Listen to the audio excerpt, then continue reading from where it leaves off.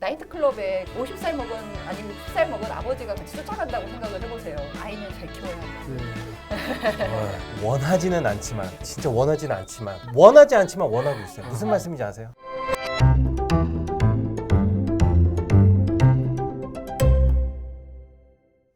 베토벤에게 이제 후반기에 가장 중요한 인물 중에 한 명이었던 그 조카 카를 판 베토벤. 정나라 선생님은 아기가 있으시고 없으시죠 아직? 저 있어요. 네. 있으세요? 초창기에 말씀드렸잖아요. 네. 네. 베토벤에게 감정 빙의를 할 수 있는 사람이 저밖에 없는 것 같아요. 저는 애가 없으니까. 조카는 있으신 예, 거예요? 그러니까 조카 바보가 되는 이유에 아. 대해서 저는 잘 알고 있거든요. 아, 그래요? 그럼 네. 저희는 일단 잠깐 나가 있을까요? 그 베토벤에게 이제 동생이 카스파 판 베토벤. 그리고 요한이 있어. 요한이라고 또 또 다른 다른 동생이 동생이 있었고, 있어요. 근데 맞아요. 카스파르가 결혼을 한 부인 이름이 요한나. 요한나. 예, 요한나 사이에서 태어난 그게 이제 카를. 자식이 네. 카를 판 베토벤. 예, 그게 되게 재밌는 게 나중에 이제 카를이 결혼을 하거든요. 결혼해서 일남 사녀를 둬요. 근데 자기 그 외아들한테 루트빅이라는 이름을 줘요. 그래서 루트빅 반 베토벤이 돼요. 그 아이가. 그래서 그 아이가 나중에 그 이름을 갖고 미국으로 건너가서 미국에서 사업을 해요. 베토벤의 후손으로서 남아있는 마지막 기록이 그쪽이거든요. 카를 판 베토벤이 지금 베토벤하고 요한나 사이에서 양육권 분쟁이 있었잖아요. 네, 예, 예. 그 스토리 좀. 네, 일단은 왜 그런지 모르겠으나 베토벤은 이제 자신의 제수씨들하고 되게 사이가 안 좋았어요. 상황을 얘기를 해볼 때 나는 장가를 못 갔는데 니들은 감히 가? 이제 이랬을 수도 있었을 것 같아요. 아니면은 이제 자신의 동생들을 되게 이뻐해가지고 이제 동생들의 이제 격이 안 맞는다라고 이제 생각을 했을 수도 있을 것 같고, 아니면은 여러 여자들을 건너 다니면서 베토벤이 그러니까 여성에 대한 불신이랑 혐오가 커졌던 것 같아요, 제 생각에는. 그런 와중에 실제로 자기 동생이랑 결혼한 요한나라는 여인이 풍행이 자유분방한 여자였어요. 뭔가 이제 연애를 지향하고 많은 남자들과 이제 교류를 하고 이제 그런 여성이었기 때문에 이제 귀족이랑 같이 활동하는 음악가인데 뭔가 격이 안 맞는다라고 생각을 했는데, 둘이 결혼을 하게 된 것도 애가 먼저 들어서가지고 결혼을 한 거거든요. 결혼을 반대하고 싶었지만 반대는 못하고 아이는 키워야 하니까 기분이 상해 있었던 상태였어요. 그래서 그 요한나하고 계속 사이가 그렇게 막 좋았다 나빴다를 반복을 했는데, 그 사이에서 이제 태어난 아들이 카를이잖아요. 자신의 조카란 말이에요. 그리고 베토벤은 그 과정에서 모든 연애가 다 실패로 끝났어요. 더 이상 자기는 결혼을 못한다는 잠정적인 결론을 이르렀는데, 결혼을 못한다는 소식은 이제 자신의 자식을 더 이상 낳을 수 없다는 얘기랑 똑같잖아요. 네. 그러니까 이제 자신의 후계자를 생각을 해야 하는데 카를에게 자신의 후계자로서의 빙의가 된 거죠. 그 와중에 카스파르가 벼락에 걸려 있었는데 사실 베토벤이 되게 급했구나 아니면 절실했구나 그런 생각을 할 수 있는데, 아직 죽기도 전인데 유언장을 쓰게 해요. 그 유언장을 쓰고 나서 사실 2년 뒤에 죽었어요, 카스파르는. 유언장을 쓰기 전에 이제 자신이 그런 얘기를 했겠죠. 자신이 만약에 죽으면 요한나랑 이제 형이 공동 후견인을 맡아달라 이제 이런 식으로 얘기를 했는데, 나는 그 제수 씨랑 같이 맡을 생각 없다고 그러면서, 저렇게 그 품행이 방정하지 못한 어머니를 둔 건 아이에게 굉장히 비극이다 그러면서 나만 후견인으로 해. 이제 그래가지고 베토벤, 그러니까 자신의 큰아버지만 후견인으로 이렇게 지정을 하는 그 유언장을 갖다가 죽기 2년 전에 적어놨어요.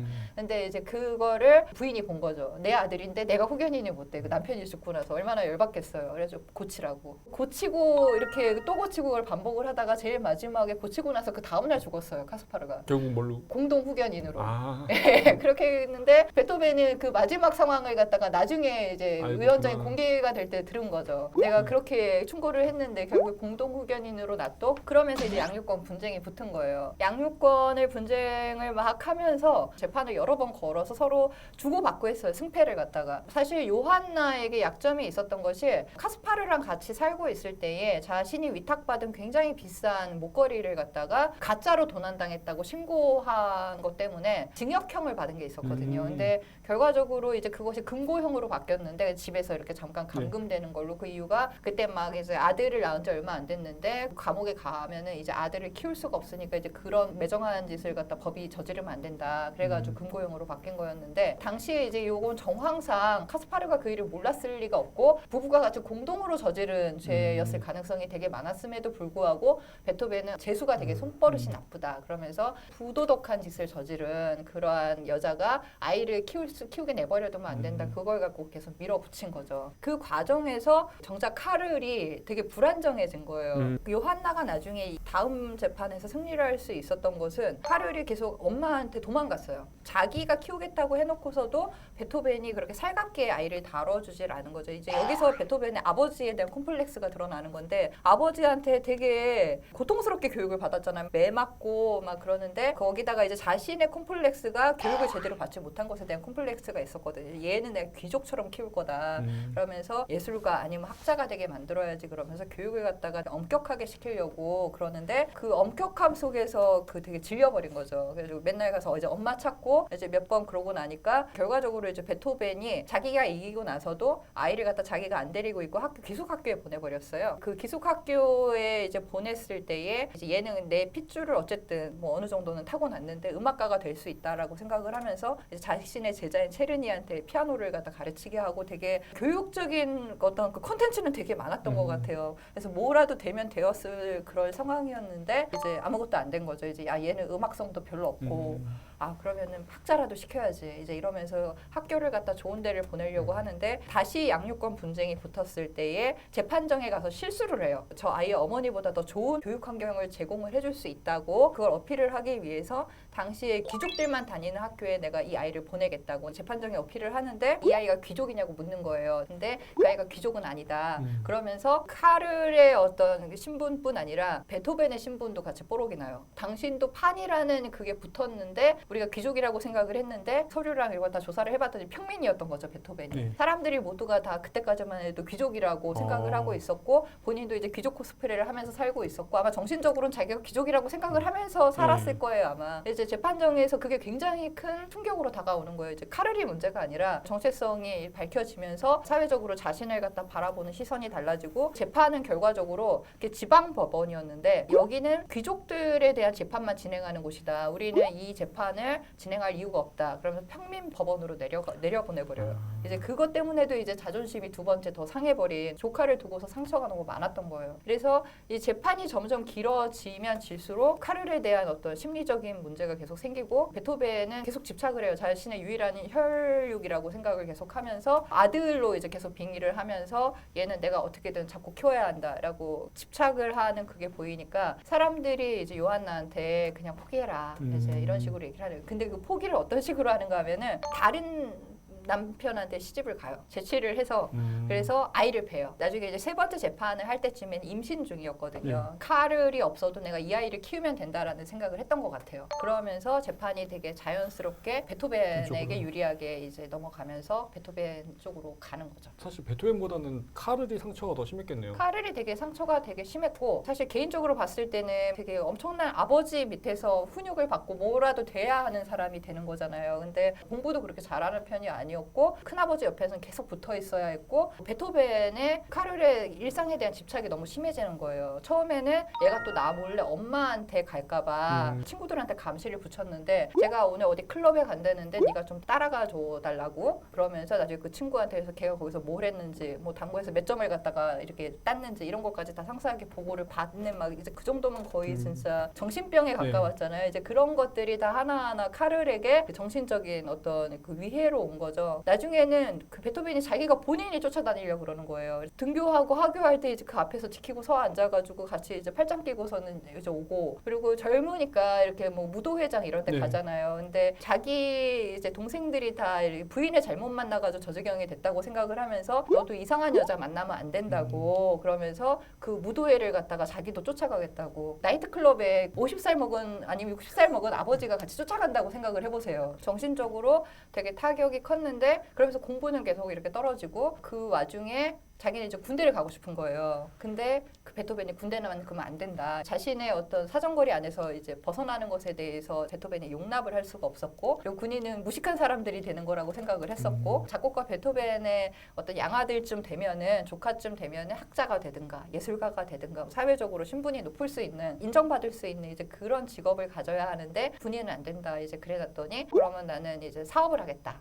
그랬더니 장사꾼도 그게 되게 격이 낮은 거다 그러면서 못하게 했는데 근데 카를이 이제 거기서 팩폭을 하죠. 경리가 교수보다 돈을 더 많이 번다. 베토벤이 거기서 딱 할 말이 없어져가지고 거기다 이제 격리를 못 되게 하면 나는 군대를 갈 거다. 이제 이러고 두 번째 팩폭을 던지니까 그래 그냥 그럼 격리해라. 그러고서는 이제 그쪽으로 그걸 보내는데 그 와중에도 계속 감시가 심해졌어요. 그러니까 결국 카를이 자기 집안을 보살펴주던 어떤 부인한테 자기 죽고 싶다고 이제 그런 얘기를 해요. 이제 그 얘기를 듣고 되게 놀래가지고 베토벤에게 이제 그 사실을 얘기를 하고 그래서 이제 부인이랑 같이 막 집안을 뒤지면서 얘가 뭔가 죽음에 사용할 수 있는 도구들을 다 찾는데 다행히 집안에 있었던 권총 2자루는 그대로 남아있는 걸 봤어요. 근데 애가 안 와요. 이렇게 수소문을 하는데 나중에 이제 신고가 들어온 거죠. 권총을 2자루를 사가지고 군인들만 지나가는 이제 그런 데서 자기 머리를 쌌는데 결과적으로는 이제 미수에 그치고 피 흘리고 있는 것을 갖다가 이제 지나가던 군인이 발견하고서는 그 당시가 자살이 굉장히 큰 죄목이었던 시절이고 기독교 사회니까 그래서 뭐 살아남긴 했는데 자살을 시도했다는 그것만으로 이미 사회적으로 매장이 되던 그런 시절이었어요. 베토벤의 조카가 그렇게 베토벤한테 감시만 받고 살다가 정신이 이상해져가지고 권총 자살을 하려고 했대. 이제 이런 소문이 파다하게 퍼지면서 뭐 학자건 예술가건 뭐 사업가건 아무것도 이제 비내선을 댈 수 없는 상황이 된 거예요. 카를이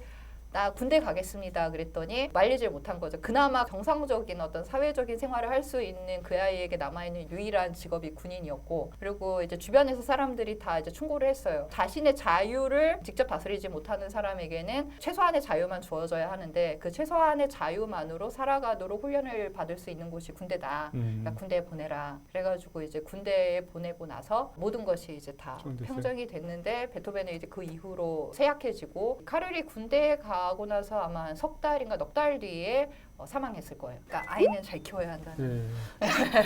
아니, 사실 근데 베토벤이 이제 이 카를을 후계자로 지목해서 좀 키우려고 했었는데 본인의 자식을 후계자로만 키우지는 않잖아요. 아까 전에 베토벤은 제자였던 체르니 이런 분들로는 후계자가 좀 부족했을까요? 그 후계자라는 의미가 좀 다르다는 생각이 드는데 자기가 이제 아들도 없고 딸도 없는데 자식처럼 키우고 싶어 이제 그것을 갖다 생각을 했겠죠. 사실 체르니나 쉰틀러 이런 사람들은 동료, 후배, 파트너 이제 이런 관계였지 일적으로 비즈니스적인 관계였지 혈연이라든가 아니면 이렇게 애정으로 엮인 사이는 아니었죠. 칼은 베토벤의 유일한 혈육이기 때문에 그리고 이제 베토벤은 자신의 아버지도 이제 음악가셨고 할아버지 어렸을 때부터 이렇게 봐왔던 게 있잖아요. 그러니까 그거를 아마 생각했을 수도 있죠. 머릿속에. 그쵸. 대를 잇는다. 근데 이제 자기 아기가 없으니까 근데 마침 칼이 있고 저도 생각을 해보면 저희 아버지가 지휘자셨고 어머니 피아니스트셨거든요. 아버지 영향으로 이제 지휘자가 되고 싶었고 원하지는 않지만 마음속 어딘가에 제 아들이 음악가가 된다 그러면 진짜 원하지는 않지만 원하고 있어요. 무슨 말씀인지 아세요? 이게 굉장히 힘든 일이잖아요. 너무 힘든다는 거 알아서 그런 것 같아요. 제가 재미있었던 게 그 오보이스트 함경 씨를 인터뷰를 한 적이 있는데 그분의 아버님도 되게 유명한 오보이스트잖아요. 그래서 아버지 뒤를 물려받았나 보다라고 생각을 했는데 정작 본인한테 들은 얘기를 들어보면은 아버지한테 개인적인 레슨을 받은 적이 한 번도 없대요. 그리고 아버지가 되라고 얘기한 적도 없대요. 아버지 본인이 이제 아시는 거 이게 너무 힘들고 고독한 길이니까 아들한테 물려주고 싶지 않은데 뭐라 그래야 하나 저는 이제 이 험한 입으로 이제 배운 도둑질이라고 얘기를 하고 싶은데 눈에 보이는 게 이제 그런 것들이니까 자연스럽게 보고 들은 것들이 보고 들은 게 이제 그거밖에 없으니 이제. 그럼에도 불구하고 이왕 한다고 하면은 뛰어난 재능을 가졌으면 좋겠고 그렇죠. 사실 아들이 음악을 한다 그럴 때 이렇게 자기가 보태서 뭔가를 해줄 수가 있잖아요. 이렇게 부모로서 이제 갖고 있는 경험이나 아니면 인맥이나 이런 걸로 도와줄 수 있으니까. 그리고 본인이 해왔던 시행착오를 자식에서는 줄일 수 있고. 베토벤은 이제 그걸 생각을 하고서 카를을 그런 식으로 교육을 시키려고 그랬는데 본인이 시행착오를 훨씬 더 많이 한 거죠. 제가 좀 그리고 이제 이거는 지휘자님께 부탁을 미리 드리긴 했는데 이 양육권 다툼에 어울리는 베토벤 곡 이게 진짜 무슨 의도에서 이걸 물어보신 건가 진짜 정말 진짜 힘들었어요. 그런데 제가 저희 경기필 교향악축제 때 이제 앵콜곡으로 카바티나 오퍼스 130 그 리듬이 굉장히 박으로 떨어지지 않고 디라 디라 이게 스트링 퀄텟인데 이거 오케스트라로도 많이 하는데 퍼스트 바이올린 혼자 이렇게 하기도 하고 그러거든요. 그래서 그런 어떤 부정맥이 규칙적이지 않은 그런 불안정한 그런 걸로 이제 인해서 이제 그 곡을 이제 작곡했다는 그런 얘기가 있어요. 변박도 있고 그래서. 네. 그 곡을 저희가 연주를 했는데 물론 마시모의 영향도 굉장히 컸어요. 마시모가 코로나 희생자들을 위해서 이 곡을 연주를 한다. 뭔가 처음부터 끝까지 베토벤의 그 어떤 음악이 인생이 느껴지는 거죠. 그걸 실제로 들었을 때 경기필포유가 생각이 났어요. 왜요? 이 함께 이렇게 얘기하고 함께 지내고 이 베토벤의 인생에 대해서 얘기를 하고 조카에 대해서 설명해 주시고 우리 뭐 이렇게 한 그런 어떤 것들이 정말로 생각이 나더라고요. 그게 근데 확실히 맞다는 생각이 드는 게 저희가 베토벤 그런 위대하고 뭔가 네네. 숭고하고 네네네. 뭐 이렇게 절대로 뭐 인간의 때를 묻지 않은 뭐 그런 거 생각을 하는데 저희 여기서 되게 많이 사실 깠잖아요. 베토벤을 인간적으로. 누구보다 인간 예, 인간적이고, 인간적이고 되게 네. 좀 불신을 할 수밖에 없고 이제 근데 그런 것들을 관점에서 음악이 더 인간적으로 좀 느껴지는 그게 있었을 것 같아요. 맞아요. 그래서 네. 그 음악을 소개를 해드리고 싶어요. 카바티나 이게 육악장으로 돼 있는 그 곡인데 왜라고 물어보시면 그냥 뭐 트는 걸로. 그냥 뭐 좋아요. 너무 좋아요. 음악이 너무 좋기 때문에 그럼 양권 다툼이 어울리는 베토벤 음악 작품이 아니라 코로나19를 위해서 가장 우리 모두가 인간적인. 베토벤과 함께 가장 인간적인 그런 곡으로 마무리하는 걸로 하고요. 저희는 다음 시간에 다시 찾아뵙는 네. 걸로 하겠습니다. 감사합니다. 감사합니다. 수고하셨습니다. 수고하셨습니다.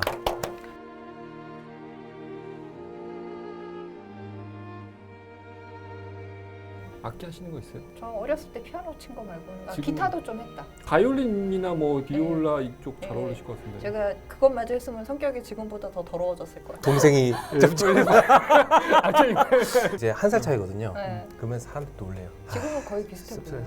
그래요? 내가 그랬잖아요. 상하셨다고. 더 이상 얘기 안 하는 게 좋을 것 같아요. 무슨 얘기를 하고 어떻게 수습하려 해도 그러니까 수습이 안 돼요.